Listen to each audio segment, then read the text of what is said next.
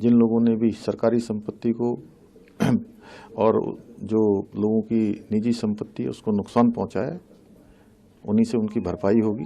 नमस्कार, इन खबर में आपका स्वागत है।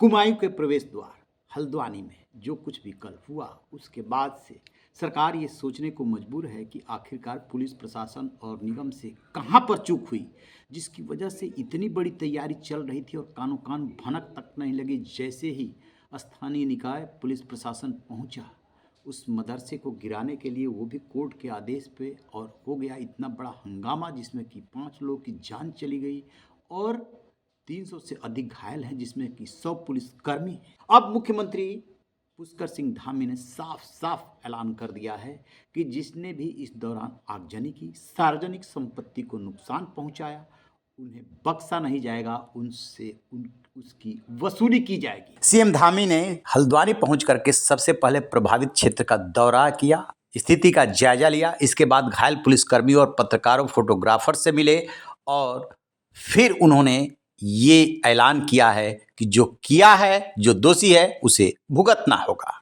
यानी कि सीएम धामी बताना चाहते हैं कि वो सीएम योगी की राह पर है। आपको बता दें कि योगी आदित्यनाथ भी उत्तराखंड के ही रहने वाले हैं। उत्तराखंड उनकी जन्मभूमि है और उत्तर प्रदेश कर्मभूमि है। योगी से बहुत सारे मुख्यमंत्री प्रभावित हैं। उनका बुलडोजर अब देश में फेमस हो चुका है। कई जगह पे तो कोर्ट ने भी कमेंट किया है। तो धामी भी साफ कर चुके हैं कि वसूली होगी। आपको याद है ना, उत्तर प्रदेश में जब छिटपुट घटनाएं हुई थी तो किस तरीके से योगी सरकार ने उनके नाम जो है चौराहों पर लिखवा दिए थे और नुकसान की भरपाई कराई थी। ठीक उसी तर्ज पर धामी भी कह रहे हैं कि नुकसान की भरपाई करनी होगी। अब क्या कह रहे हैं, जरा ये सुन लीजिए। यहाँ पर प्रशासन के द्वारा जो न्यायालय के आदेशों के क्रम में अतिक्रमण हटाने का काम चल रहा था, अनेक स्थानों पर अतिक्रमण हटाया गया। लोगों ने स्वतः ही अतिक्रमण हटाया क्योंकि प्रशासन ने पहले से सूचना दी हुई थी।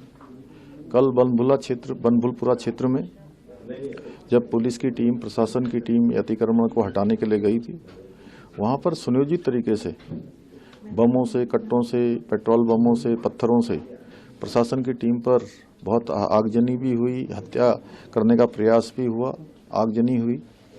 और यहाँ के जो उत्तराखंड राज्य का जो माहौल है उसको खराब करने का कुछ लोगों ने काम किया है।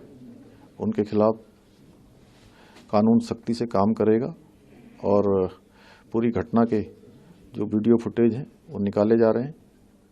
जिन लोगों ने भी सरकारी संपत्ति को और जो लोगों की निजी संपत्ति है उसको नुकसान पहुंचाया, उन्हीं से उनकी भरपाई होगी और सख्ती से काम किया जाएगा। पत्रकार साथी और जो अन्य लोग जो घायल हुए हैं, जिनको चोटें लगी, हम उनके साथ हैं, उनकी पूरी देखरेख हम करेंगे।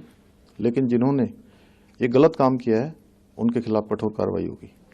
अब बात करते हैं कि आखिरकार ये सब हुआ कैसे है।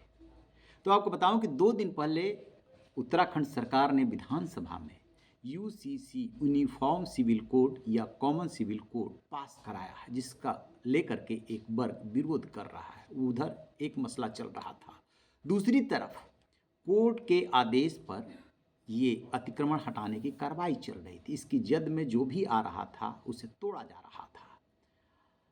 उस दिन भी यानी कि कल भी उसी कार्यक्रम के तहत, उसी अभियान के तहत ये अतिक्रमण हटाने की कार्रवाई हो रही थी, जिसकी जद में मदरसा आया। जैसे ही आया, वो लोग पहले से तैयार बैठे थे, घरों में छतों के ऊपर पत्थर लेकर के बैठे थे और कर दिया हमला। क्या पुलिसकर्मी, क्या पत्रकार, क्या फोटोग्राफर, सब पर हमला हुआ।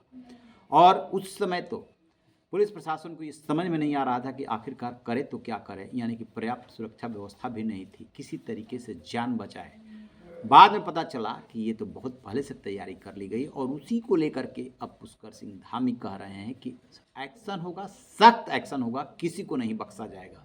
लेकिन इस सवाल का जवाब कौन देगा कि पुलिस प्रशासन और ख़ास तौर से एलआईयू कैसे इतनी बड़ी घटना की तैयारी की जा रही थी और उसे भनक नहीं लगी।